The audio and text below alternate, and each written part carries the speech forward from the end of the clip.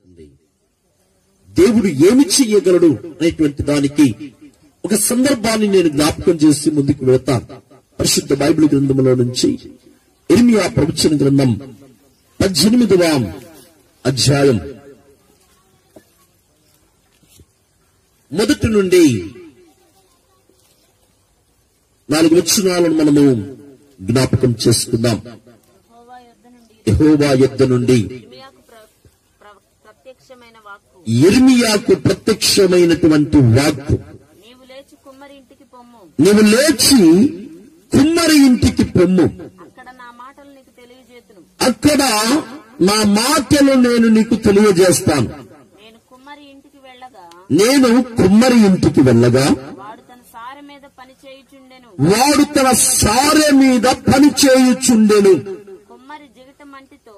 కుమ్మరి జిగట మట్టితో చేయుచున్న కుండ వారి చేతిలో నుండి విడిపోగా ఆ జిగట మన్ను మరలా తీసుకొని కుమ్మరి తనకు యుక్తమైనటువంటి రీతిగా మరి యొక్క కుండను చేసెను. దేవునికి స్తోత్రము కలుగునుగాక. ఇక్కడ మనం చదువుకుంటున్నటువంటి లేఖన భాగంలో భక్తుడైనటువంటి ఇర్మియా ప్రవక్త,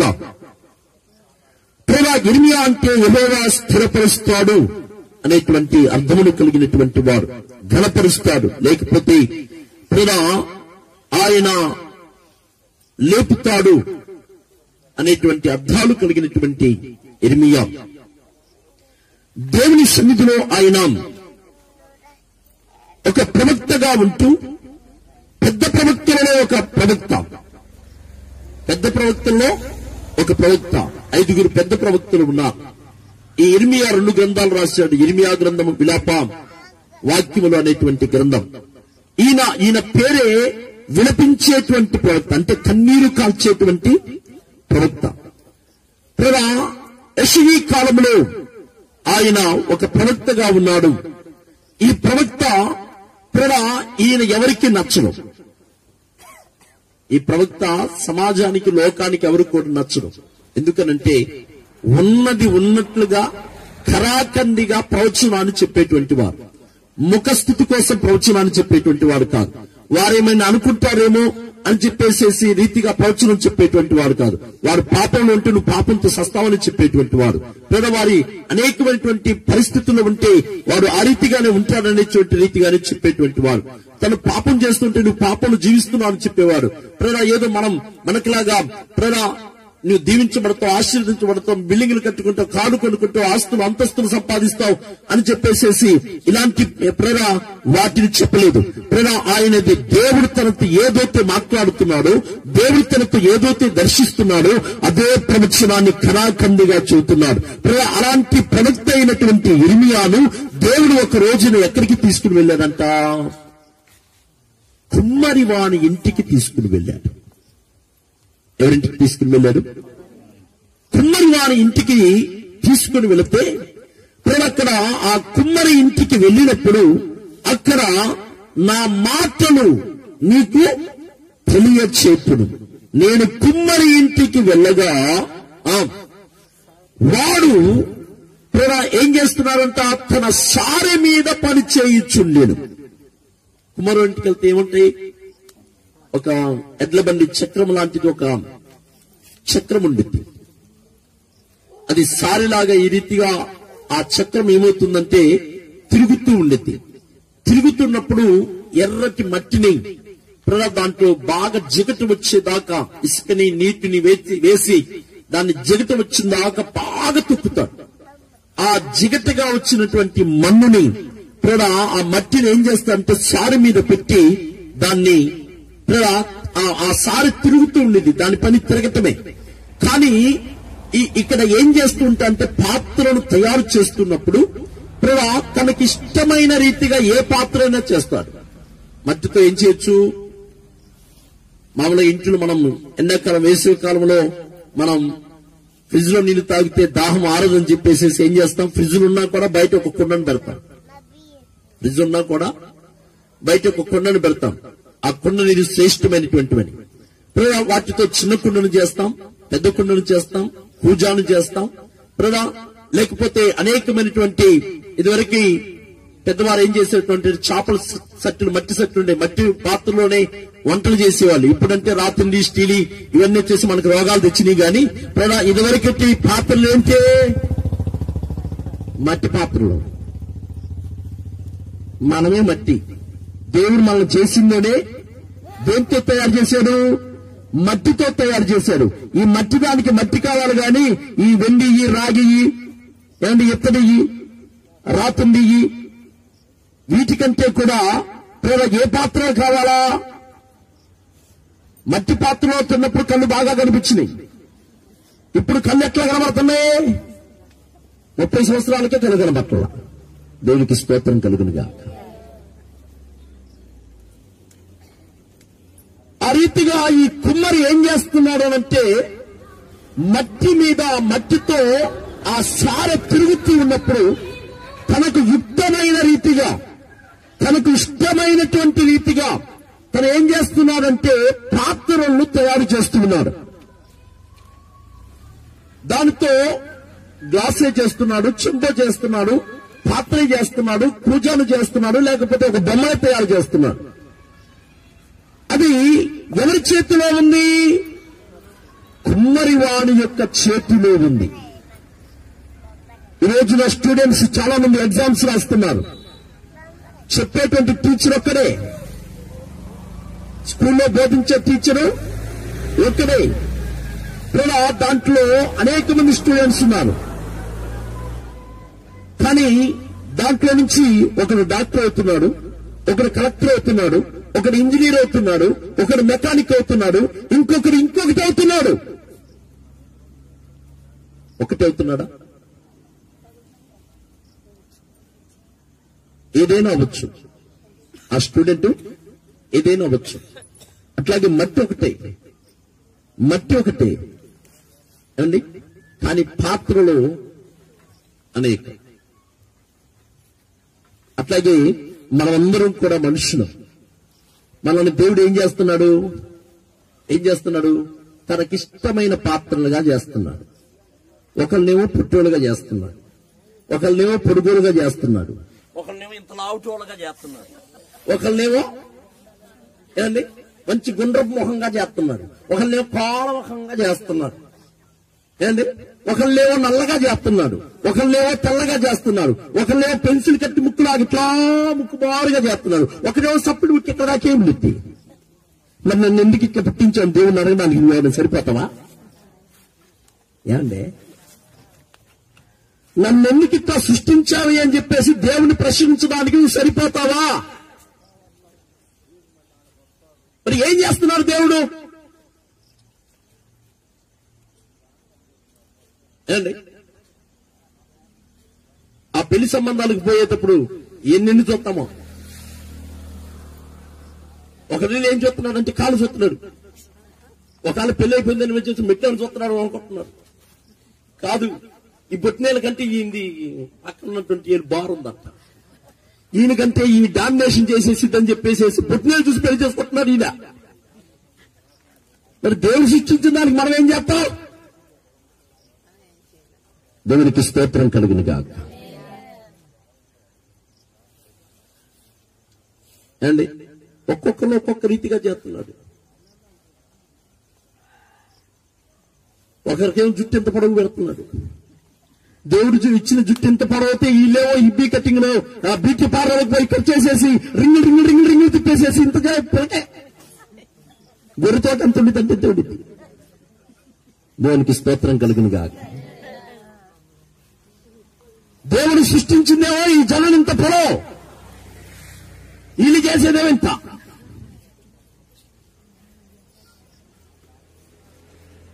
దేవుడు నీ జీవితంలో ఏం చేస్తున్నాడో, నువ్వేం చేస్తున్నావు ఒకసారి ఆలోచించే. తనకు యుక్తమైన రీతిగా పాత్రలు చేస్తున్నాడు ఆయన. ఆయన ఏ రీతిగా చేస్తాడో అది కుమ్మరి వారి చేతిలో ఉంది. ఆయన మైండ్ ఆ టయానికి ఏ రీతిగా ఉండిద్దో, ఆయన చేసేటువంటి పరిస్థితులు, ఆయన ఆలోచన స్థితిగతులు ఏ రీతిగా ఉంటాయో నీవు నేనేమని చెప్పగలమా? ఒక్కొక్కరిని ఒక్కొక్క రీతిగా దేవుడు చేస్తూ ఉన్నాడు అండి. అందరికి ఉండేది 6 చెవులే, అందరికి ఉండేటువంటిది ముక్కే 2 కళ్ళే. ఒకరికి చిన్న కళ్ళు ఉంటాయి, ఒకరికి పెద్ద కళ్ళు, ఎంత పెద్ద కళ్ళు ఉంటాయి. ఒకరికి చిన్న చెవులు ఉంటాయి, ఒకరికి పెద్ద చెవులు ఉంటాయి అండి. ఉన్నదవే, కానీ ఒక్కొక్కరికి ఒక్కొక్క రూపం, ఒక్కొక్కరికి ఒక్కొక్క విధానం, ఒక్కొక్కరికి ఒక్కొక్క పరిస్థితులు. అయితే ఆ సారి మీద దాన్ని చేస్తూ ఉన్నప్పుడు కూడా యుక్తమైన రీతిలో ఆయన మనస్తూ ఉన్నప్పుడు ఏమవుతుందనంటే కుమ్మరి వాని చేతిలో నుంచి అది విడిపోతుంది, జారిపోతుంది, పడిపోతుంది. ఇప్పుడు ఇక్కడ నుంచి ఇది పడిపోయింది కదా, మట్టి పాత్రం చేస్తున్నప్పుడు ఆ మట్టి పాత్ర ఏమైపోయిందంటే పడిపోయింది. దేవుడు తనకు యుక్తమైన రీతిగా చేసుకోవాలనుకుంటున్నాడు, తనకిష్టమైన పరిస్థితుల్లో దాన్ని చేయాలనుకుంటున్నారు. కానీ ఆ పాత్ర ఏమవుతుందనంటే ఆ కుమ్మరి వాని చేతిలో నుంచి అది విడిపోయింది. 4వ వచనాన్ని ఒకసారి చదువుదాం. 18వ అధ్యాయం ఇర్మియా గ్రంథం 4వ వచనాన్ని మనం ఒకసారి చదువుదాం. కుమ్మరి జిగట మట్టితో చేయుచున్న కుండ వాని చేతిలో విడిపోగా ఆ జిగట మన్ను మరలా తీసుకొని కుమ్మరి తనకు యుక్తమైనట్టుగా దానితో మరి ఒక కుండ చేసేను అన్నాడు. దేవునికి స్తోత్రం కలుగును గాక. చేస్తాను, అలా చేసేశాడు. దేవునికి స్తోత్రం కలుగును గాక. మనం కూడా తయారు చేయబడుతున్నప్పుడు కొన్నిసార్లు జారిపోతాం, కొన్నిసార్లు పడిపోతాం, కొన్నిసార్లు తప్పిపోతాం. అయితే ఇది పాడైపోయింది కదా, ఈ కుండ ఈ మట్టి విడిపోయింది కదా అని చెప్పేసేసి దీన్ని తీసేసి పక్కన పడేయట్లేదు ఈ కుమ్మరి. ఈ మట్టిని తీసి పక్కన పెట్టట్లేదు ఈ కుమ్మరి.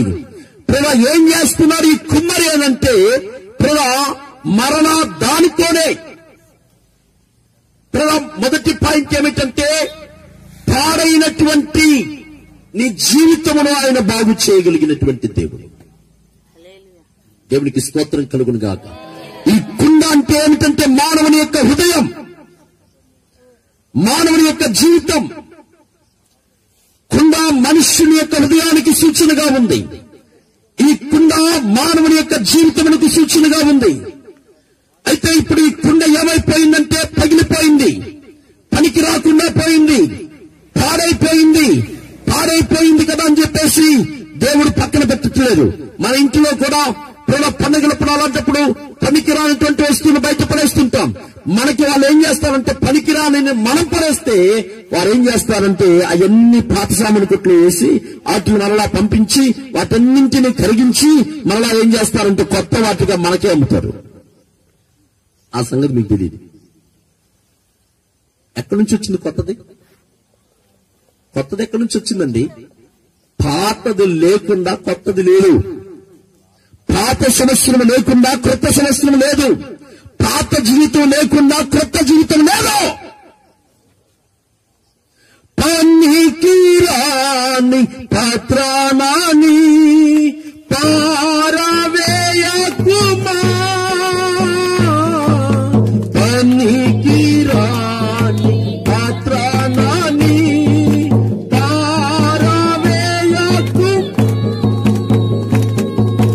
కుమ్మరి కుమ్మరి జగదు పత్తిదారి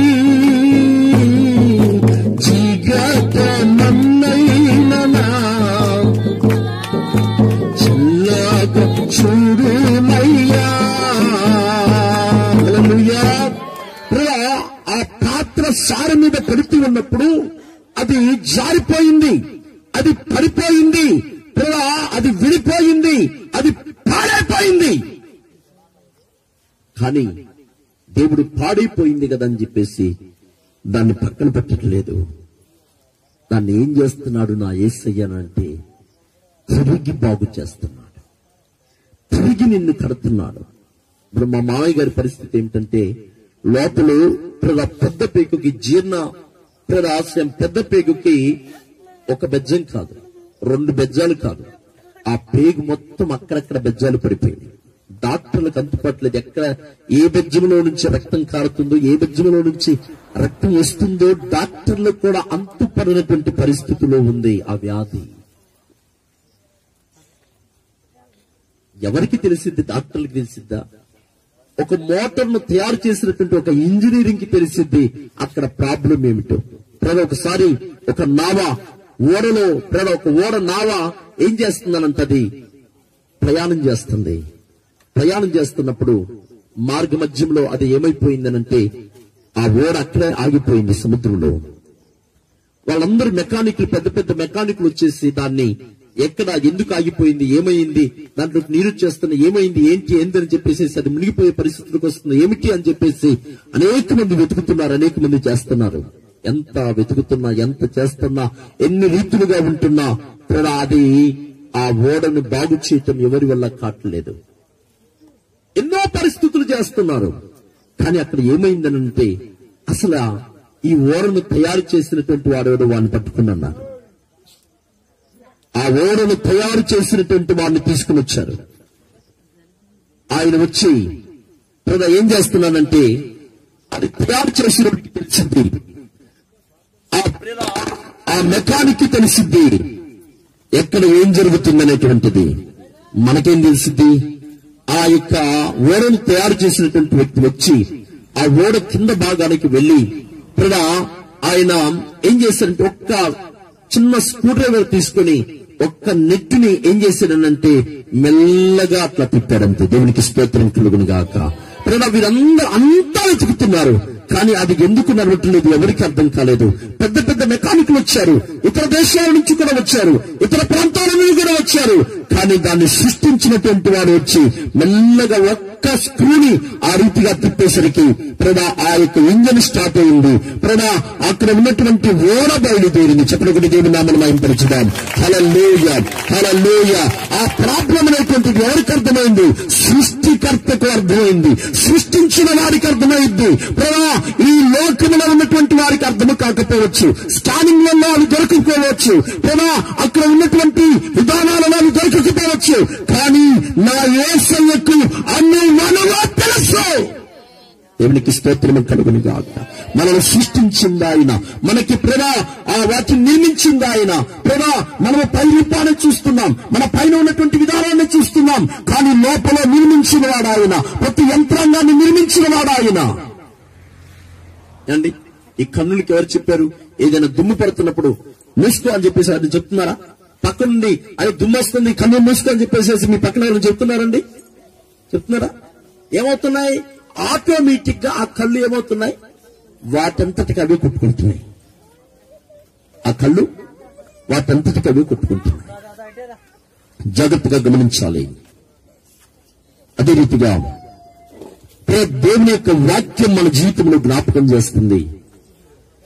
దేవుని మాటలు మనకి జ్ఞాపకం చేస్తున్నాయి. ఇప్పుడు మన శరీరంలో ఏదైనా వెళ్తున్నప్పుడు ఒక దెబ్బ తగిలింది.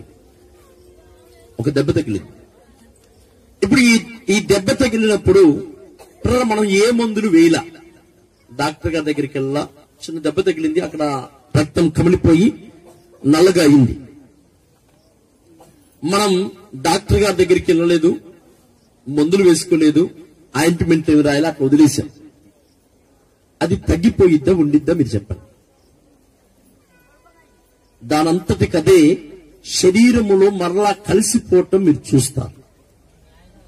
అంటే ఇప్పుడు మన బాడీలో దాని అంతటికి అదే బాగు చేసుకునేటువంటి శక్తి నా యేసయ్య ఇచ్చాడు. దేవునికి స్తోత్రం కలుగును గాక. హల్లెలూయా. ఈ మెకానిక్, ఈ టెక్నిక్ ఎవరికి లేదు. దానంతటికదే ఆ బాడీ ఏం చేస్తుందంటే దాన్ని బాగు చేసుకుంటుంది, దాన్ని స్వస్థపరచుకుంటుంది. మనం ఏదో కంగారు పడిపోయి అయి రాస్తాం, ఈ రాస్తాం, ఏదో చేస్తాం. దొరికి పెద్దలు జలుబు చేస్తే టాబ్లెట్ వేసుకున్నా 7 రోజులు, టాబ్లెట్ వేసుకుపోయిన వారం రోజులు. వారానికి 7కి ఏంటి సంబంధం? వారం అన్నా ఒకటే, 7 రోజులన్నా ఒకటే.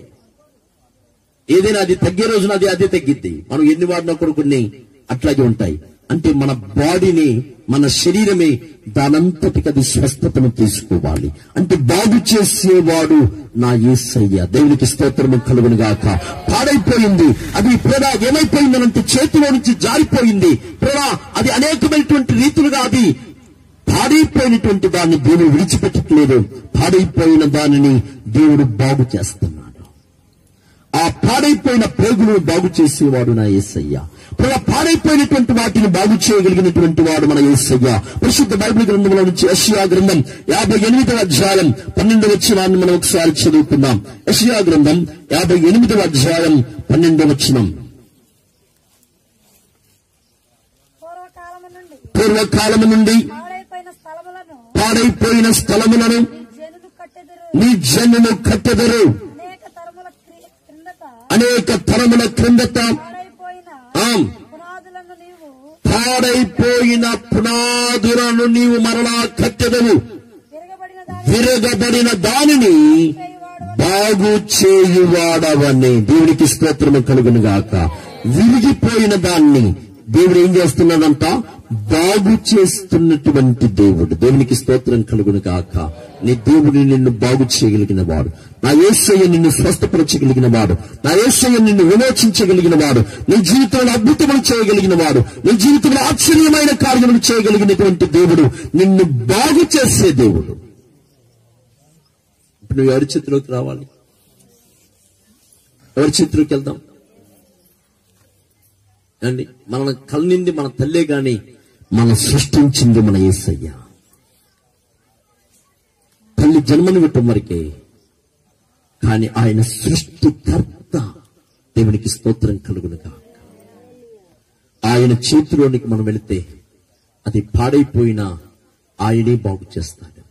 మన శరీరంలో వ్యాధిని ఏ రీతిగా తనంతటికి తనే ఏ రీతిగా స్వస్థపరుచుకుంటుందో దేవుడు కూడా ఆ రీతిగా నిన్ను స్వస్థపరుస్తున్నాడు. ప్రదా అవి ఏం చేయబడలేదంట.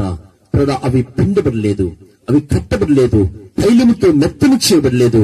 దేవుడు ప్రదా అరికాలు మొదలుకొని నది నెత్తి వరకు నీకు స్వస్థతను దయచేస్తానంటున్నాడు. ప్రదా ఆ దేవుని సన్నిధిలో ఏం చేస్తున్నానంటే దేవుడు నిన్ను బాగు చేసే దేవుడు. నీ శారీరకమైనటువంటి వ్యాధులను బాగు చేసే దేవుడు. నిన్ను స్వస్థపరిచే దేవుడు. పాడైన నీ జీవితాలను బాగు చేసే దేవుడు. ప్రదా చాలా మంది ఈ శరీరాన్ని గురించి ఆలోచిస్తారు. ఆత్మ సంబంధంగా మన హృదయాలు కూడా పాడైపోయినాయి. పాపంతో పాడైపోయినాయి. ప్రదా చీకటితో పాడైపోయినాయి. అంధకారంతో పాడైపోయినాయి. లోకంలో ఉన్న పరిస్థితులతో పాడైపోయినాయి. మన జీవితంలో, మన తలంపుల్లో, మన ఆలోచన, మన ఉద్దేశాలు ఏదైతే ఉన్నాయో వాటన్నింటిలో నుంచి మనము పాడైపోయాం. పాడైపోయిన మన జీవితములను ఆయన బాగు చేస్తానంటున్నాడు. పాడైపోయిన నీ పరిస్థితులను బాగు చేస్తానంటున్నాడు. డాక్టర్ గారితో లివర్ పాడైపోయిందయ్యా, ఇన్ఫెక్షన్ అయిపోయింది, కిడ్నీ పాడైపోయింది, ఇన్ఫెక్షన్ వచ్చేసింది. ఏమైపోయింది ఈ రోజున? కరోనా వైరస్ అందరికీ పాకేస్తుంది. పాపం కూడా అలాంటిదే. ఎక్కడి నుంచి అక్కడికి పాకింది, అక్కడి నుంచి ఇంకోటికి పాకింది. అది అక్కడితోనే ఆ వైరస్ ఆపేసేయాలి. దాన్ని బాగు చేసేవాడు మన యేసయ్య. నిన్ను విడిపించేవాడు మన యేసయ్య. నీ జీవితంలో ఆయన అద్భుతములు చేయగలిగిన దేవుడు. నీ జీవితంలో ఆయన ఆశ్చర్యమైన కార్యములు చేయగలిగినటువంటి దేవుడు. ఆయన నిన్ను బాగు చేసేటువంటి దేవుడు. ప్రియా, ఒక రాజు గారు ఉన్నారు, నయామాన్ అనేటువంటి రాజు. రాజుల 2వ గ్రంథం 5వ అధ్యాయం 10వ వచనాన్ని మనం ఒకసారి చదువుకుని ముగించుకుందాం.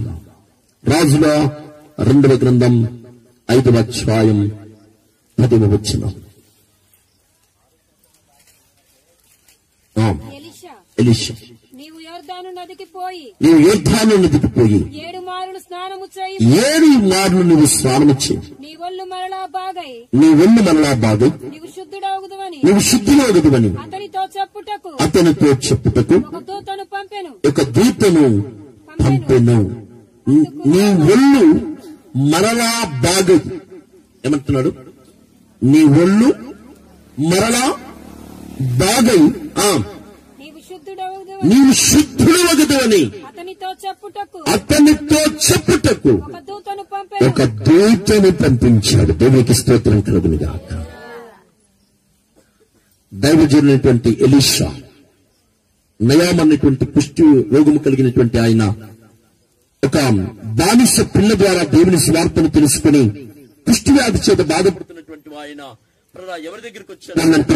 ఎలీషా అనే ఒక దైవజనుడి దగ్గరికి వచ్చాడు. ఇప్పుడు కుమ్మరి పని అయిపోయింది. ఏమైపోయింది? కుమ్మరి పని యేసయ్య పని అయిపోయింది. ఇప్పుడు ఎక్కడికి పంపిస్తున్నారనంటే దైవజనుడి దగ్గరికి పంపిస్తున్నారు. దేవుని పని అయిపోయిన తర్వాత ఎక్కడికి పంపిస్తున్నాడు? దైవజనుని దగ్గరికి పంపిస్తున్నాడు. ఇప్పుడు బాగు చేసేది ఎవరనంటే దైవజనుడు. ఈ దైవజనుడు ఏమన్నానంటే, ఈయనైనా తల మీద పెట్టి ప్రార్థన చేస్తాడేమో అనుకున్నా, సిలువ గుర్తేసి నూనెతో ప్రార్థన చేస్తాడేమో అనుకున్నా. అక్కడ దాకా వెళ్ళాం గాని ఏమండి, అక్కడెక్కడో అంత దూరాన అయ్యగారు, ఎక్కడో అయ్యగారు, ఎక్కడో ప్రాంతం, దూరపు కొండ నూనె పంటగా దేవునికి స్తోత్రం కలుగునుగా. దగ్గరున్న అయ్యగారు పనికిరాడు, దగ్గరుండి చేసే ప్రార్థన పనికిరాదు.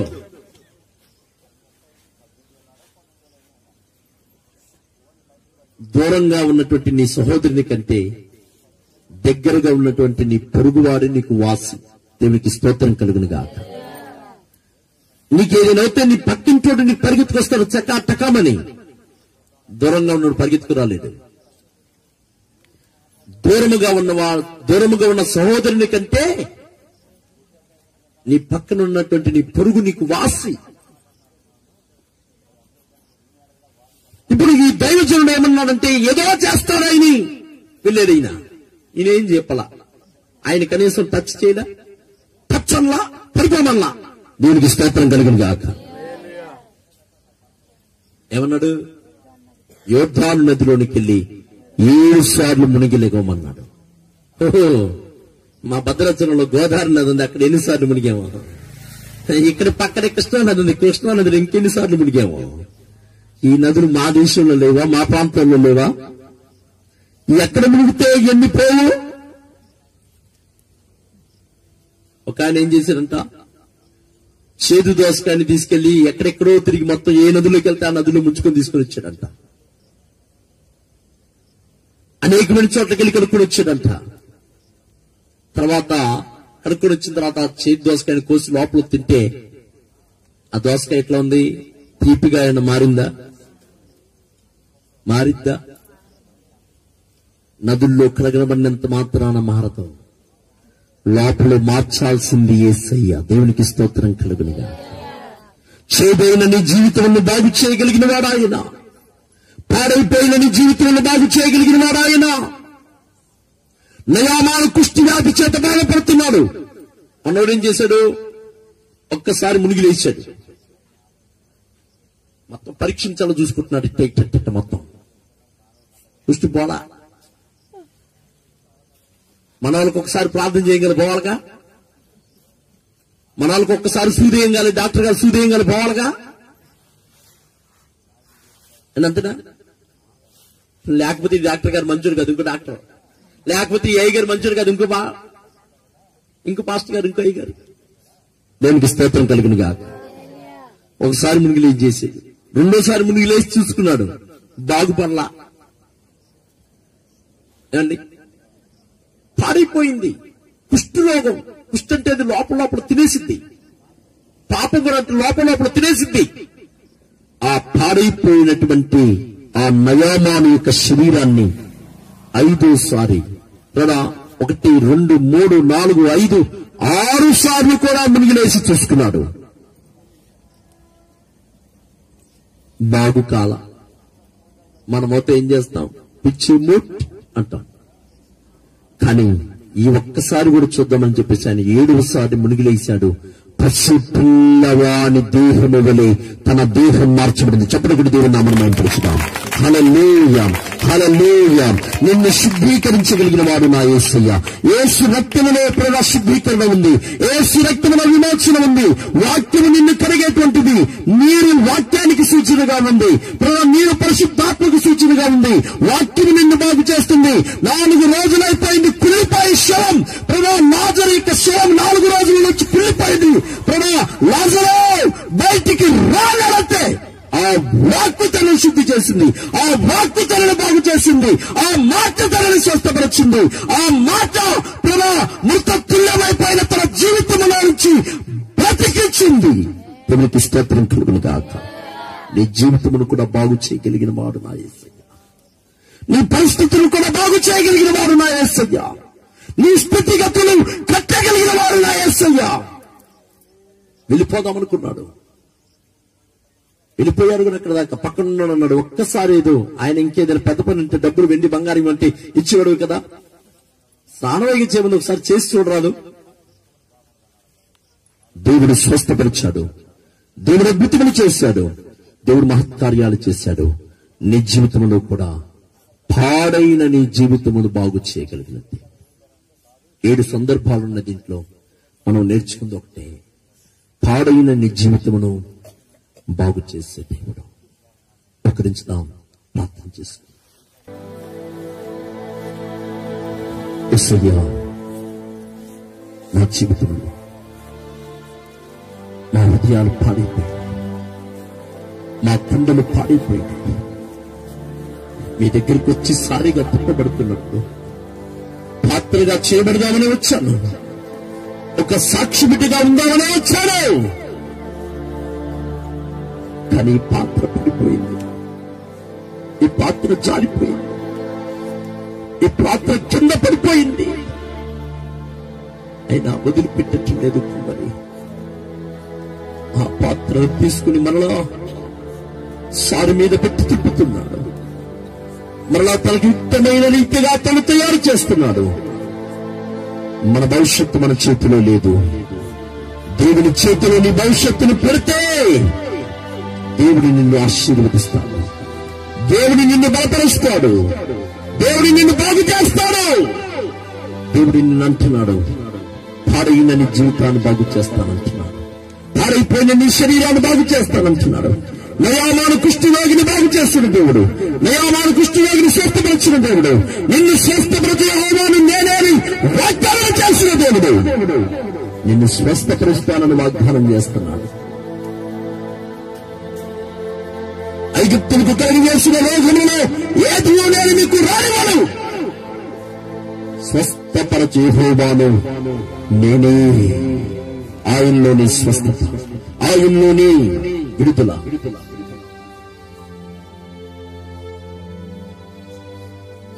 ఆయనే ఒక ఆపరేషన్ చేసి డాక్టర్.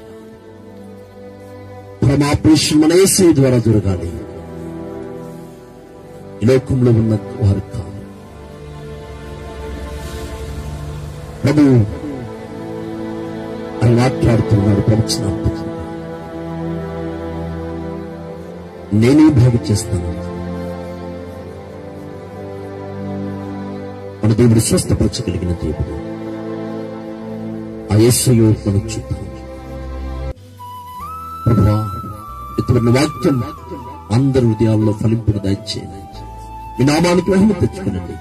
విత్తబడిన వాక్యం 30 60 100 ఫలింపును దయచేయండి.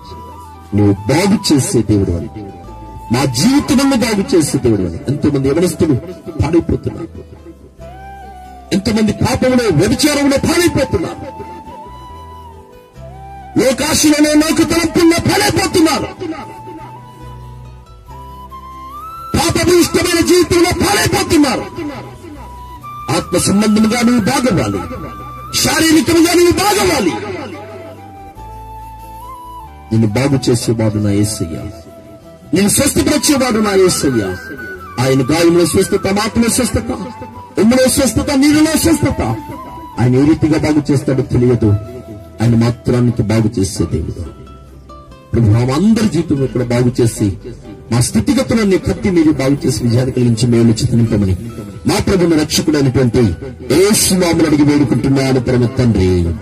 ఆమేన్.